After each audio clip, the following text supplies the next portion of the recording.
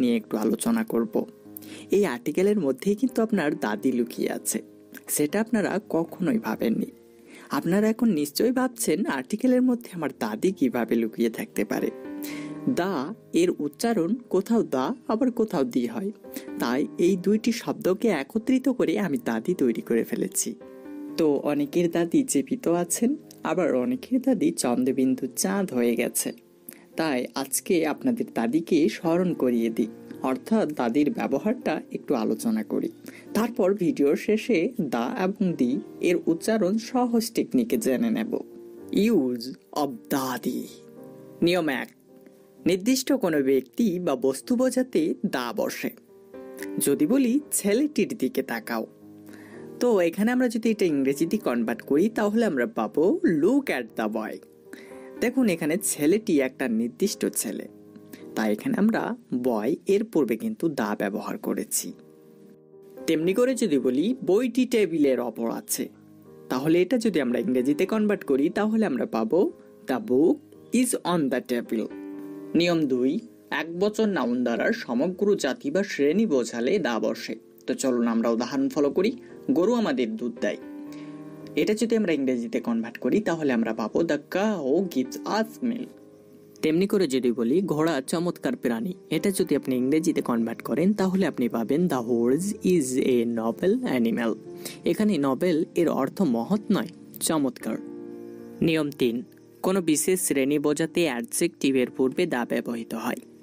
যেমন ধনীরা সর্বদাই সুখী নয়, এটা যদি আমি ইংরেজিতে কনভার্ট করি তাহলে আমি পাবো the rich are not always happy. নিয়ম 4, প্রকৃতিতে যা একটি মাত্র আছে তার পূর্বে দা বসে।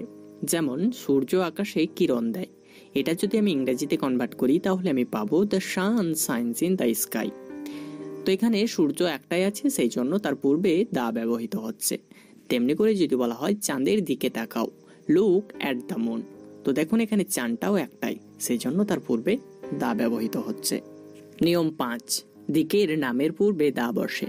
দিকের নামের পূর্বে দা বসে, যেমন the east, the West, the north, the south, the south east.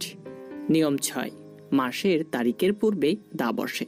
যেমন the 2nd June, the 5th July. নিয়ম 7, ধর্মগ্রন্থ, সংবাদপত্র, জাহাজ, ট্রেন, বিমান, মহাকাশযান, বিখ্যাত অট্টালিকা, নদী, সাগর, উপসাগর, পর্বতমালা, দ্বীপপুঞ্জ, মরুভূমি ইত্যাদি নামের পূর্বে দা বসে। যেমন দ্য বাইবেল, এখানে বাইবেলটা একটা ধর্মগ্রন্থ, সেই জন্য তার পূর্বে দা ব্যবহৃত হয়েছে। তেমনি করে যদি বলি দ্য রামায়ণ, তাহলে রামায়ণটিও হচ্ছে একটা ধর্মগ্রন্থ, সেই জন্য তার নামের পূর্বে দা ব্যবহৃত হয়েছে। তেমনি করে যদি বলি দি আনন্দবাজার, তো এখানে আনন্দবাজারটা একটা পত্রিকার নাম, সেই জন্য তার পূর্বে আমরা দি ব্যবহার করেছি। তেমনি করে যদি বলি দ্য তাজমহল, তো এখানে তাজমহলটা হচ্ছে একটা বিখ্যাত অট্টালিকা, সেই জন্য তার পূর্বে দা ব্যবহার হয়েছে। এবার চলুন আমরা পরের নিয়মটা একটু লক্ষ্য করি। নিয়ম 8, যে স্থানের নামের বর্ণনাত্মক বিশেষ অর্থ আছে তাদের পূর্বে দা বসে। The Punjab, the Netherlands. নিয়ম 9, সমষ্টিবাচক দেশের সংক্ষিপ্ত নামের পূর্বে দি অথবা দা বসে। যেমন দি ইউকে, তো এখানে ইউকের ফুল ফর্ম হচ্ছে দি ইউনাইটেড কিংডম। তেমনি করে যদি বলি দি ইউএসএ, তো এখানে ইউএস এর ফুল ফর্ম হচ্ছে the United state of America. তাহলে কোনো দেশের নামকে সংক্ষিপ্তকরণ করার জন্য তার পূর্বে আমাদেরকে দি বা দা ব্যবহার করতে হবে। ওকে। নিয়ম 10, জাতি বা সম্প্রদায় বোঝাতে দা বসে।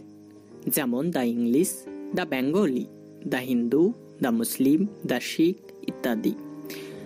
আবার যদি শুধু ইংলিশ বলে তাহলে সেটা শুধু ভাষা হবে, তেমনি করে যদি বেঙ্গলি বলে তাহলে সেটা শুধু ভাষাই হবে। নিয়ম 11, অ্যাডজেক্টিভ এর সুপারলেটিভ ডিগ্রি এবং অরিজিনাল নাম্বার বা ক্রমবাচক শব্দের পূর্বে দা বসে। যেমন সে ক্লাসের মধ্যে সবচেয়ে ভালো ছেলে, এটা আপনি ইংরেজিতে কনভার্ট করুন, দেখুন আপনি পাবেন he is the best boy in the class.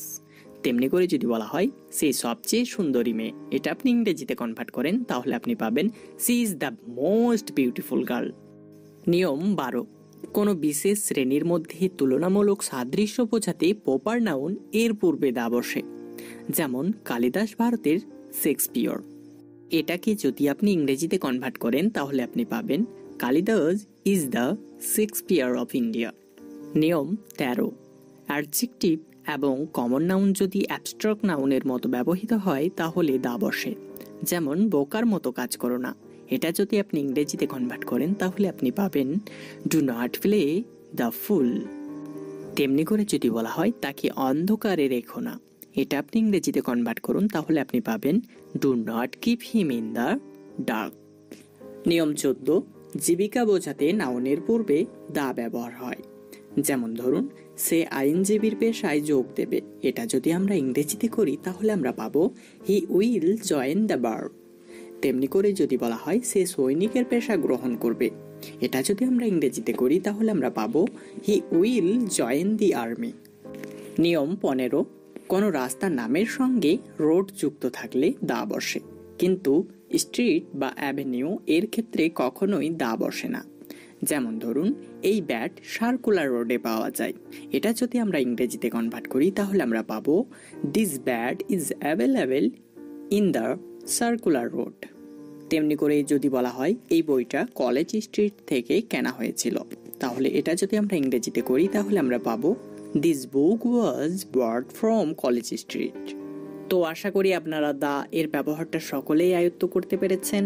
এবার চলুন আমরা কোথায় দা এবং কোথায় দি উচ্চারণ করব সেটা একটু সহজ টেকনিকে জেনে নিই। আর এটা মাথায় রাখার জন্য আপনার দাদি যথেষ্ট।